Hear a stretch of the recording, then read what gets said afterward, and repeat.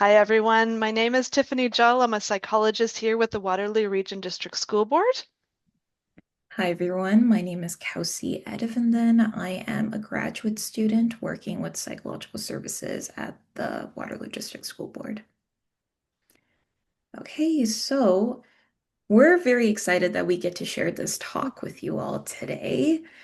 So to start, here's a quick overview of all the topics that we're going to be covering today. So we're going to start by talking about why screen time feels especially hard right now, and what realistic expectations can look like for families.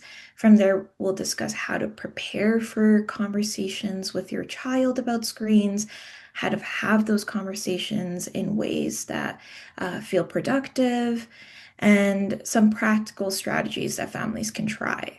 And then finally, we'll finish by talking about what comes next after the conversation, how to expect progress, setbacks, things like that. So if you have been at one of our lunch and learns in the last little while, you will have seen this picture. So this session was inspired and initiated because of a session that I attended with a number of board staff in the summer, provided by Jake Ernst, who was brought in by School Mental Health Ontario and Sick Kids Hospital. This content specifically isn't taken all from his session, but there are parts of it along with other sources. And so if you've been, again, watching our group, we have done three other sessions that were inspired by that session from Jake Ernst. So we started with talking about dopamine and screen addiction and how that affects us, looking at how to support healthy screen habits, looking at what kids are doing online. Are they actively involved? Are they passively consuming? Is it positive social interaction or negative?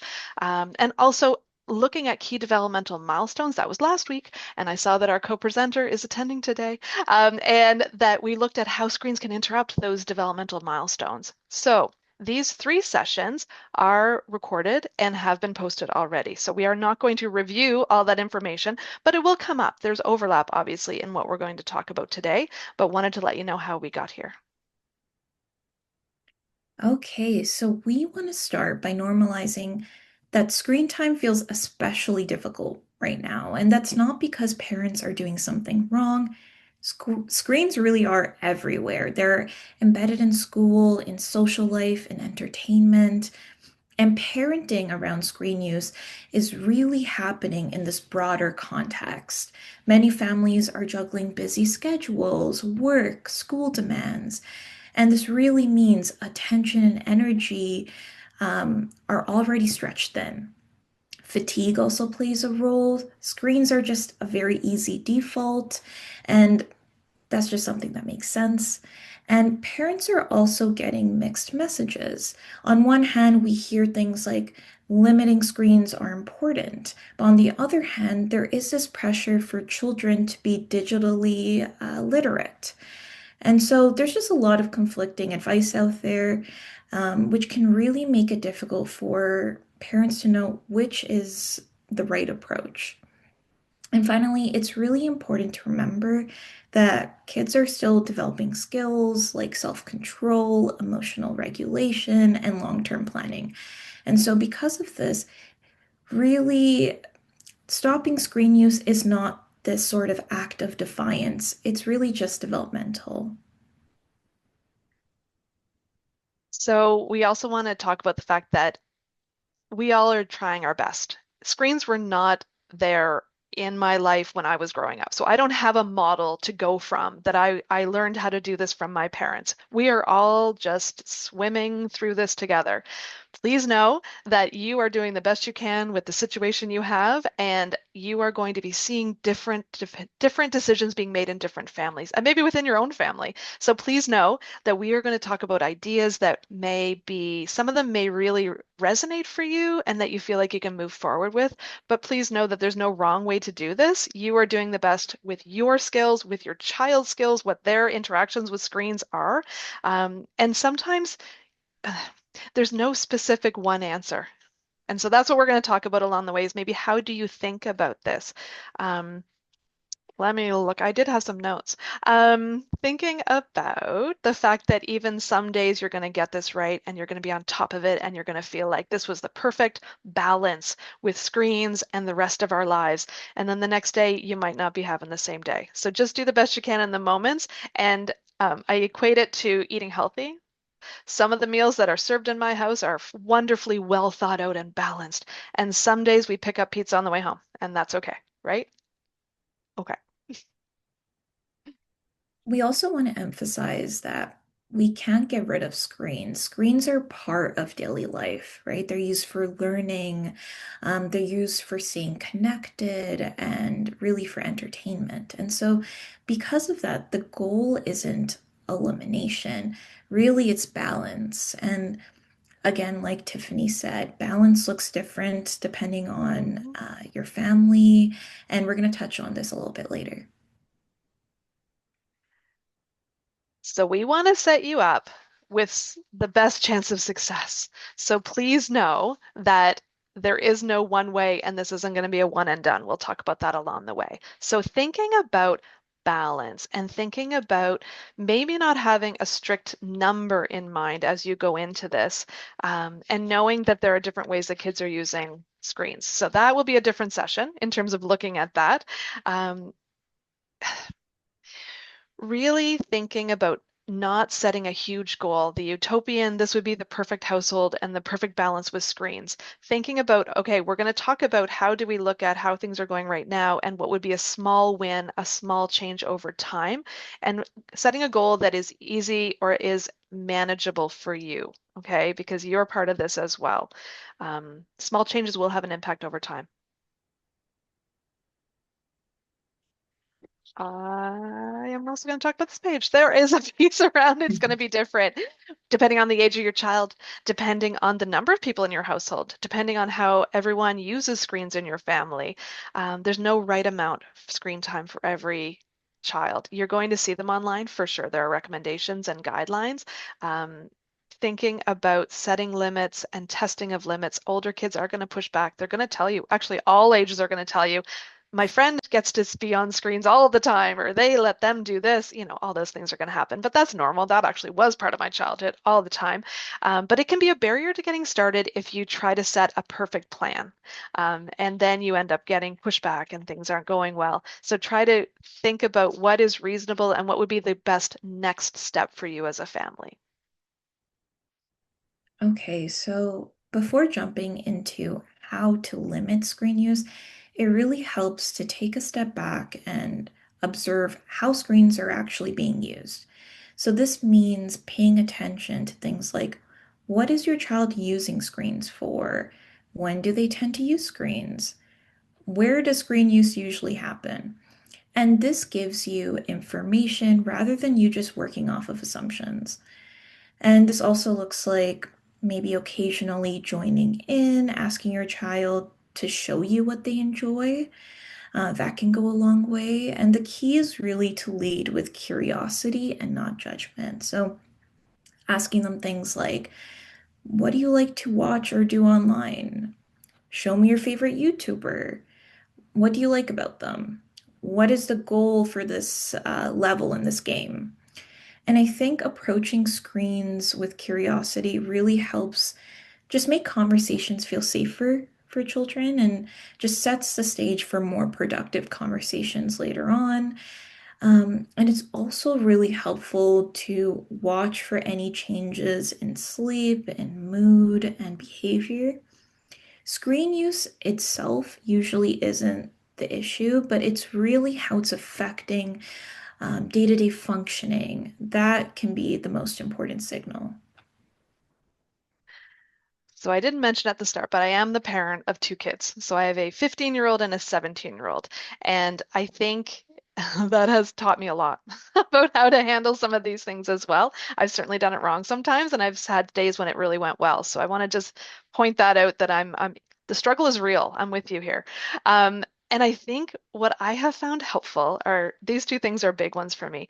Reflecting on how you're using screens or the adults in your household, or if you have young adults in your household, looking at how they are using it. Because if you come in with do as I say, not as I do, conversation over, right? You know that there won't be follow through. And I've also found it really helpful to name things that maybe help kids reflect on what is happening. So I meant to just stop for 5 minutes and check Facebook. Sorry, I am that old. But I ended up 20 minutes, right? Like that idea of lost time or talking about what you're seeing online, what you like, what is bothering you, and just not even as a teachable moment, but not expecting anything from the child. So talking about how you are interacting with screens, what you're noticing about yourself and how it affects you. And I also really encourage thinking about what are your real concerns and what are your values. And there's a document that is linked at the resources, which we will share from School Mental Health Ontario, which actually goes through some areas that you might be watching for problematic screen use. And I always find it helpful to think about what is it really that's bothering me? Is it a lack of physical activity? Is it a lack of in-person socializing? Is it the fact they're not getting schoolwork done? Like, really take time before you get in there, and emotions can get high, that you have thought through what is your purpose for the conversation and what are your goals in the end. Because if we can start with that, sometimes we can collaborate on the plan moving forward. I'm probably getting ahead of us on screens, but thinking about how that can move forward, starting from a place of really reflection and pausing. Okay, and another helpful step before talking with your child about screens, um, like Tiffany said, is really just thinking about expectations. And so your expectations and their expectations. We had talked about this before, but it's not a one and done kind of situation. These conversations are going to be ongoing, and you can't always control or predict how your child is going to react or how receptive they're going to be in the moment. So it is helpful to expect some pushback and plan for that ahead of time. So if the conversation is a little bumpy, it doesn't mean that something's wrong or the conversation was a failure. It just means that you're in the middle of the process, and this is just how it's going to look. It's also important to think about what's reasonable for your family and for your child. So, asking questions or just thinking about things like what feels doable right now? What feels like too much? And this really helps keep expectations realistic when going into that conversation.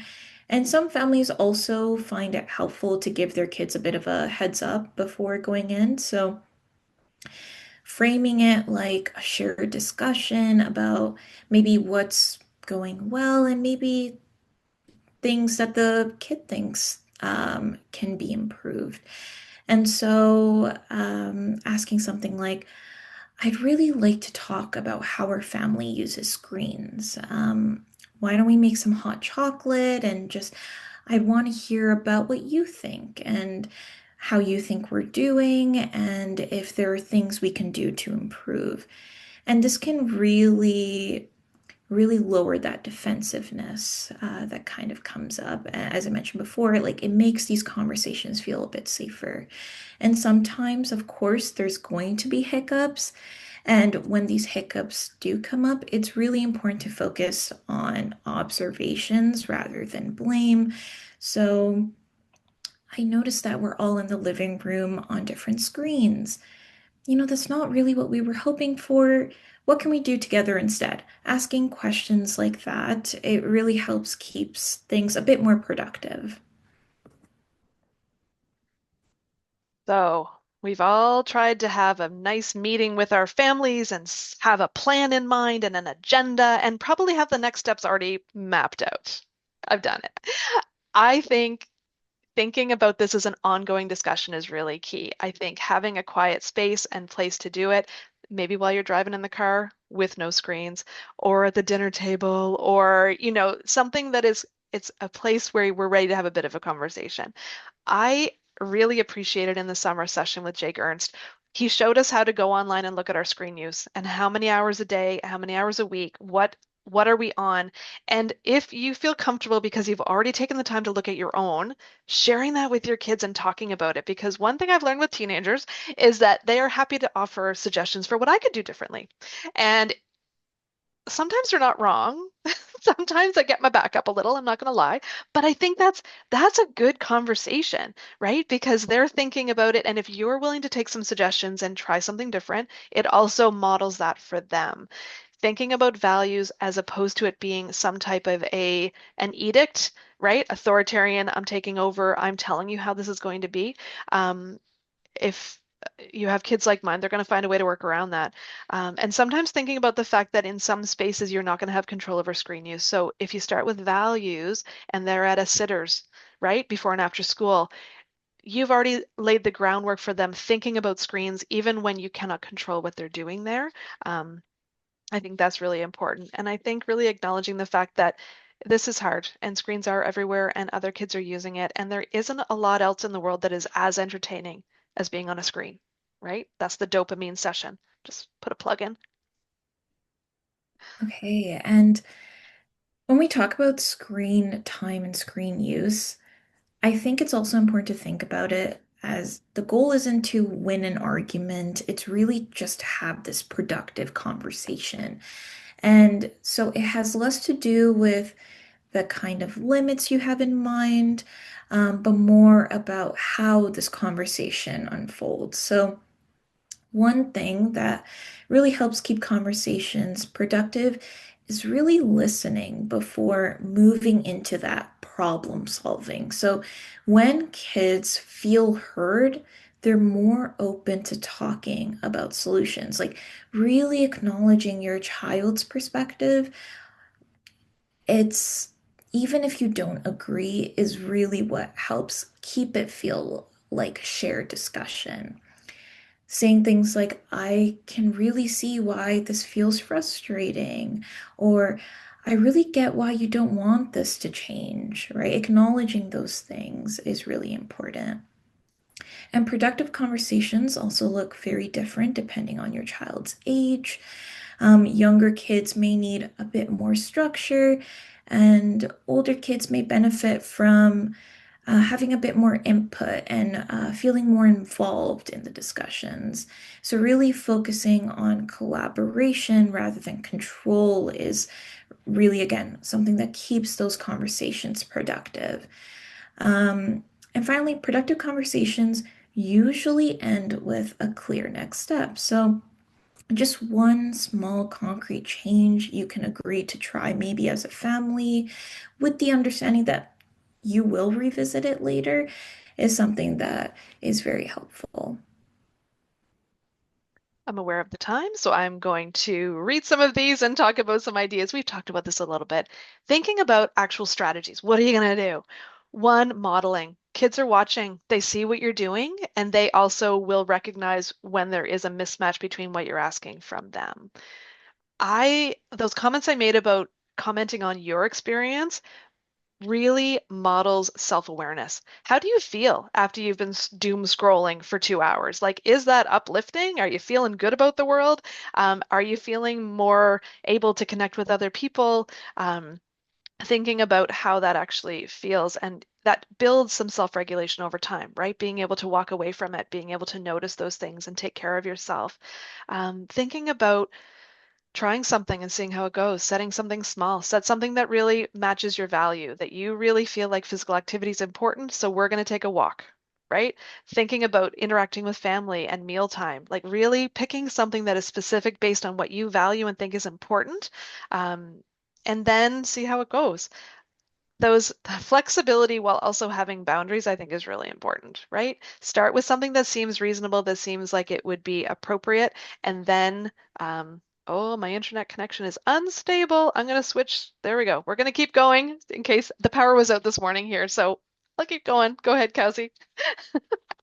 Okay, great. So, a helpful starting point is really creating tech-free zones or times. So, for example, during meals or bedtime or in certain rooms around the house, you might frame it like, let's choose one screen-free time that we can try this week.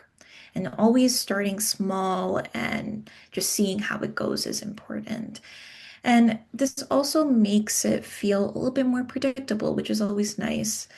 Another tool families can use is the built-in screen controls. So there are time limits that you can set up through settings or downtime settings, things like that.